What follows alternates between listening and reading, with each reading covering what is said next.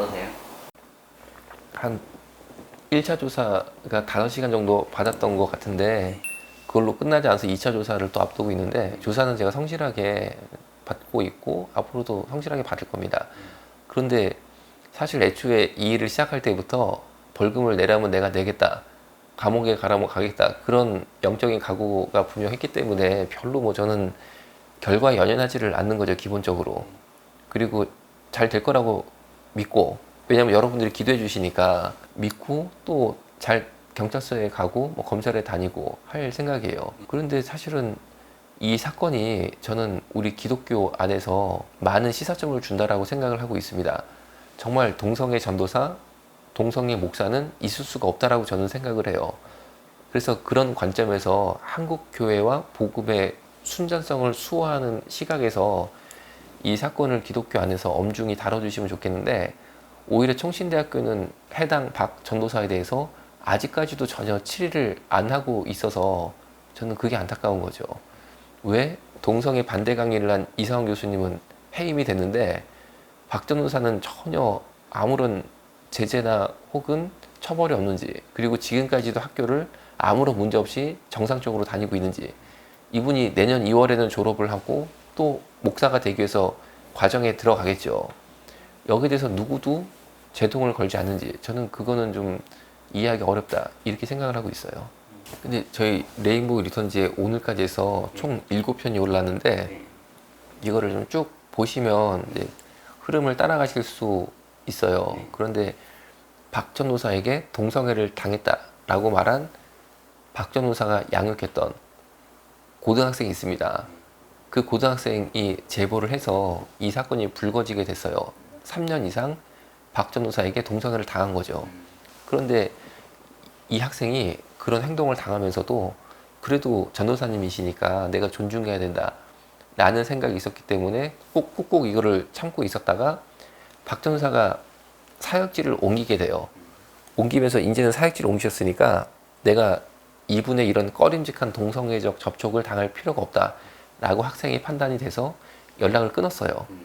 연락을 끊으니까 박 전도사가 또 그냥 막 계속 이 학생 집 앞에 가서 무작정 기다리는 등 또 문자를 계속 보내는 등 이 행위가 그치지 않으니까 이 학생이 참다 못해서 제보를 하게 된 거죠. 그래서 그 사건이 이제 드러나게 됐습니다. 그러니까 이제 학생 입장에서는 이제 사역지 옮겼으니까 끝났다 생각했는데, 그래 사역지 옮긴 상태에서도 다시 계속 접촉하고 접근하고 하니까 이게 보통 문제가 아니구나 생각을 한 그런 거네요. 네, 근데 접촉의 강도가 더 세진 거죠. 학생이 연락을 안 받아주는 쪽으로 가니까 완전 이제는 더 심해진 거죠. 그러니까 학생 입장에서는 견디기가 어려웠죠. 그 오랜, 사실 뭐 하루 이틀의 문제가 아니라 되게 오랜 기간 동안 좀 문제네요. 이 사건을 아시고 이제 거의 뭐 얼마 후에 바로 이제 그 사건들 이렇게 영상 통해서 얘기하셨잖아요. 그 사전에 좀 그 전도사랑 좀 대화해보거나 좀 시정과 교정을 해볼 수 있는 어떤 시도를 해볼 생각은 없으셨나요? 제가 영상을 만들기 전에 꼭 기도를 하고 하나님이 주신 감동에 따라 영상을 만드는데, 그 전도사의姓명을 쓰는 거 그리고 방송을 내는 거는 분명히 제 나름대로 기도 가운데 어떤 감동이 있었어요. 그런데 지금 돌이켜서 보니까, 예를 들어서 제가 만약에 그 전도사한테 미리 연락을 해서 이러이러한 내용의 내가 제보를 받았다, 나랑 한번 만나보자, 당신 좀 시정을 해봐야겠다, 내가 시정 가능성을 보고 방송을 내보낼지 결정을 하겠다 라고 제가 통보를 했으면 바로 그 학생을 만나서 방송을 혹은 그 이후의 진행을 막았을 거라고 100% 저는 지금 돌이켜 보니까 확인하게 돼요. 왜냐면은 이 방송이 실명으로 나간 다음에 당연히 이슈가 커진 거죠. 그럼에도 불구하고 총신대, 또 이 전도사가 당시 현재 사역 중이었던 왕십 땡 교회, 그리고 사건 발생의 부평교회 등등 모든 기관들, 그리고 총신대 학생회, 대학원 원우회까지 완전히 박 전도사를 옹호하려고 총 집결을 하더라고요. 그리고 심지어 뉴스앤조이까지, 뉴스앤조이가 우리나라 동성애 대표 언론인데 거기까지도 이 박 전도사를 두둔하기 위해서 총력을 기울이는 모습을 봤어요. 그런데 저는 사실 개인인데, 이 개인이 결국에 이 문제를 해결을 하기 위해서는 사실은 이런 엄청난 단체들이랑 제가 이제 맞서서 뭔가 이렇게 뚫고 나가야 되는 게 있었는데 애초에 실명을 안 썼다든지 아니면 방송 나가기 전에 박 전사에게 미리 정보를 줬으면은 틀림없이 방송은 묻혔습니다. 그리고 만약에 익명을 통해 나갔다 하면은 3달도 안 돼서 이거 묻혀버렸을 거예요. 정말 제가 할 수 있는 최고 선인, 그래봤자 실명을 쓰는 게 전부인 건데 실명을 쓰는 거는 제가 할 수 있는 어떤 최선의 방법이었다는 거고, 그랬기 때문에 이 이슈가 지금까지도 이렇게 연결이 계속 될 수 있었다라고 저는 생각을 하고 있어요. 그런데 문제는 이렇게까지 이슈가 크게 됐는데도 전혀 이 학생이 처벌이 안 되잖아요. 그러니까 아직 제가 할 일이 좀 남은 것 같아요. 박 변호사 옹호했던 분들이 사실 뭐 이 정도까지 심각한지는 모르고 있다가 이번 최근에 올린 영상도 보면은 이제 뭐 증거 자료들이 다 거의 공개됐잖아요. 그거 보면은 좀 생각이 바뀌실 분도 있을까요? 저희 채널이 박정훈 사건만 다루는 건 아니고 또 박정훈 사건이 제일 메인도 아니에요. 다른 건들이 지금 계속 기다리는 게 있어서 아쉽지만 7편으로 마감을 한 것뿐이고 또 다른 자료들이 엄청나게 많아서 한 절반 정도만 공개를 했다라고 말씀드리고 싶고, 나머지 절반까지 다 공개하자니 한 14편까지 가야 되는데 그럼 다른 중요한 이슈가 방영이 안 되니까, 그래서 그건 또 제가 볼 때는 옳지 않은 것 같아요. 너무 한정된 자원을 한 이슈에 쏟는 거는. 사실 그 7편을 만들게 된 것도 너무 허황된다고 그럴까요? 너무 말도 안 되는 반론들을 박전사 측에서 뭐 뉴스앤조이라든지 혹은 총신대학교 정승원 교수님이라든지 또 박전사의 변호를 맡은 안팎의 2 변호사님들, 또 박전사의 지인들, 하다못해 대학교 원우회 총학생이 할 거 없이 그냥 뭐 대동단결해가지고 제가 볼 때는 너무 황당한 주장을 하셔서 그거는 밝혀야겠더라고요. 왜냐면은 우리 성도들이 이 일이 이슈가 된 이상 정확하게 사실을 알 권리가 있는 거죠.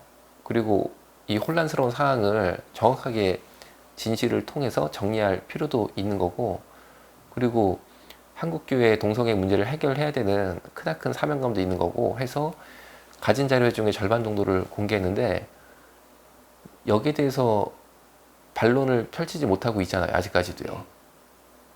그러니까 사실은 저는 참 안타까운 게 이번에 7편에 걸쳐서 제작된 사실 확인서가 그분들도 다 가지고 계세요. 그래요? 예, 뉴스앤조이도 가지고 있어요. 제가 다 드렸어요. 취재 요청을 했을 때 다 드리고, 박정사도 가지고 있습니다. 가지고 있고 총신대도 가지고 있어요. 저는 어떻게 이런 거를 다 가지고 계신 분들이 이런 자료를 은폐하고 숨기고 그렇게 사실과 다른 말을 해서 사건을 무마시키려고 하는지가 이해가 안 돼요. 진실은 결국 드러나게 돼 있는데 너무 뻔한 진실을 또 저라는 사람이 경찰서 다닌다고 겁먹을 사람도 아닌데, 제 생각에 아마 제가 그분들 편에서 이해를 하자라고 생각을 하자면은 제가 경찰서를 갔단 말이에요. 그리고 경찰 조사를 앞두고 있단 말이에요. 그러니까 제가 추가로 무슨 자료를 공개를 못할 거로 생각했던 것 같아요. 왜냐면 그랬다가는 제가 더 이제 법적으로 문제가 생길 수 있는 거니까. 그래서 그런 어떤 계산을 하고 의도적으로 경찰 조사 직전에 쉽게 말하면 그분들 나름대로 총 공격을 하는 게 아닐까, 뭐 그런 생각을 하고 있어요. 그런데 제가 애초에 말씀드린 것처럼 저는 전혀 뭐 벌금 내고 감옥 가는 게 두렵지 않은 사람인데 사람을 잘못 보시는 저 약간 파악을 잘못하신 것 같고, 그러니까 본인들 수준에서 생각하시는 것 같아요. 본인들 수준에서 이러면은 이 사람이 지금 더 이상 말을 못하니까 이제, 근데 그건 약간 법을 악용한다라고도 볼 수 있어요. 예, 좀 그런 생각을 하는 게 아닌가 싶은데, 근데 하나님의 사람들은 우리 순교의 역사를 보더라도 전혀 뭐 우리는 뭐 두려울 게 없잖아요. 없는 거고, 그분들이 거짓말로 진실을 덮으려고 한다면 우리는 거기에 맞춰서 또 정확하게 진리로 대응하면 되는 거니까 뭐 전혀 뭐 꺼리낌이 없습니다. 그러니까 뭐 모르는 사건에 대해서 의혹을 제기하시는 게 아니라 이미 충분한 자료를 가지고 있고 다 사실을 확인하고 있는 상태에서 어디 탐내시다가 이렇게 하는 건데, 상대편에서는 그냥 뭐 성정적으로 아니면 뭐 사람들한테 관심 끌려고 뭐 이슈 터트리는 것처럼 생각을 하는 면도 있을 것 같아요. 뭐 가장 그분들 주장의 핵심이 카톡 몇 개를 가지고 제가 악의적으로 해석을 했다, 이런 내용인데 카톡 몇 개 가지고 제가 판단을 내린 게 아니죠. 뭐 뭐 들어보겠지만 녹음 파일도 있고 사실 확인서도 있고 그동안에 흘러온 정황이라는 게 있잖아요. 또 상황이라는 게 있잖아요. 그 정황과 상황을 객관적으로 담고 있는 자료들도 있는 거고, 그리고 카톡도 한두 개가 아니고 이 카톡을 제보를 받아보니까 A4 용지로 48장이에요. 48장. 그런데 뭐 이건 너무 명확한 거예요. 그리고 피해받은 학생이 동성애 당했다고 계속 일관되게 진술을 했고, 또 가해자로 지목된 박정사도 사과를 했고, 거기에 대해 사과를 했고. 그런데 이런 사실을 그분들도 뻔히 알고 계시고 이 자료도 다 가지고 계세요. 다 가지고 계시는데도 숨기고, 총신대 정성원 교수님은 요새 코로나 때문에 오프라인 수업이 아니고 온라인 수업을 하는데, 그 온라인 수업 영상을 만들면 학생들만 보는 게 아니고 학생들이 그 영상을 가지고 또 2차, 3차 유통을 시켜요. 그런데 변증학이라는 수업 때 전혀 엉뚱하게 이 문제를 또 다루시면서 저를 이제 비판을 한 거죠. 카톡 몇 개 가지고 고의적으로 막 박정사를 음해했다 이런 취지였어요. 그리고 뉴스앤조이도 마찬가지 논조에 기사를 낸 거고. 그러니까 이제 제 입장에서는 이거는 이분들이 이렇게까지 해가지고 진실을 은폐하려고 아주 명확하게 시도를 하시니까 그러면 조금 더 자료를 공개해서 한국의 크리스찬들이 정말 이 동성애 문제가 얼마나 교계 안에 심각하게 존재하고 있는지 아셔야겠다 생각이 들어서 이제 공개를 이제 한 거죠.